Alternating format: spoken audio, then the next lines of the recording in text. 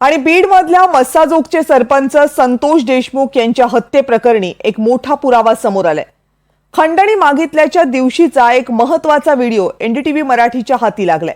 याच व्हिडिओमध्ये खंडणी प्रकरणातील मुख्य आरोपी वाल्मिक कराड, विष्णू चाटे, सुदर्शन घुले, प्रतीक घुले, कृष्णा आंधळे, बालाजी तांदळे आणि सुधीर सांगळे हे एकत्र दिसतात।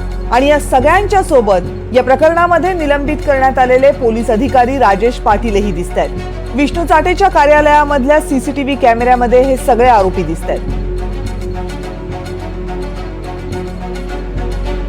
संतोष देशमुख यांच्या हत्येआधी अवादा कंपनीच्या अधिकाऱ्यांकडून खंडणीची मागणी करण्यासाठी हे सगळे आरोपी गेले होते आणि या आरोपींनी एका सुरक्षा रक्षकाला मारहाण केली होती। तो सुरक्षा रक्षक मस्साजोग गावचा होता, त्यामुळे वाद सोडवण्यासाठी संतोष देशमुख गेले होते आणि याच रागामधून संतोष देशमुख यांची हत्या करण्यात आल्याचा संशय आहे।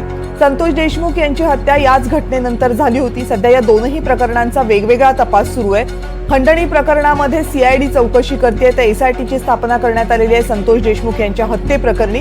मात्र या सगळ्या आरोपींना मकोका अंतर्गत कारवाई करण्यात आलेली आहे। या सगळ्या आरोपींनी संघटित गुन्हेगारी केल्याचा आरोप त्यांच्यावर आहे आणि आता हा जो व्हिडिओ समोर आलाय तो याच आरोपांमधला एक मोठा पुरावा मानला जाऊ शकतो, कारण सगळे आरोपी ज्या दिवशी खंडणीची घटना घडली त्या दिवशी एकत्र दिसतात आणि हे सीसीटीव्ही फुटेज सुद्धा या आरोपींपैकी एका आरोपीच्या कार्यालयामधला विष्णू चाटे हा खंडणी प्रकरणातला आरोपी आहे। विष्णू चाटेला या अगोदर अटक करण्यात आलेली आहे, सध्या तो कस्टडीमध्ये आहे आणि विष्णू चाटेच्या कार्यालयामधलं सीसीटीव्ही फुटेज जे पोलिसांनी एसआयटीनं हस्तगत केलं होतं त्याच सीसीटीव्ही कॅमेऱ्यामध्ये हे सगळे आरोपी दिसतात। त्यामुळे सगळे आरोपी घटनेच्या दिवशी खंडणी मागितल्याच्या दिवशी एकत्रित होते असा एक मोठा पुरावा सध्या तपास यंत्रणांच्या हाती लागल्याची शक्यता आहे।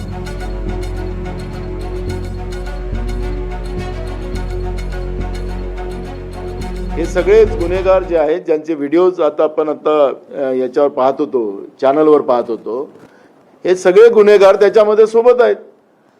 मंत्रिमंडळातले लोक सोबत आहेत, हे पण आपल्याला व्हिडिओ ऐकायला मिळालेले आहेत। त्याच्यामुळे हे स्पष्ट झालेलं आहे। मग सरकार बधीर का आहे, गेंड्याच्या कात्रीपेक्षा जाड का झालेलं सरकार आहे आणि त्याचं कारणच मूळ आहे की जनतेच्या मताने निवडून आलेले नाहीत, हे बेईमानीने निवडून आलेलं आहे।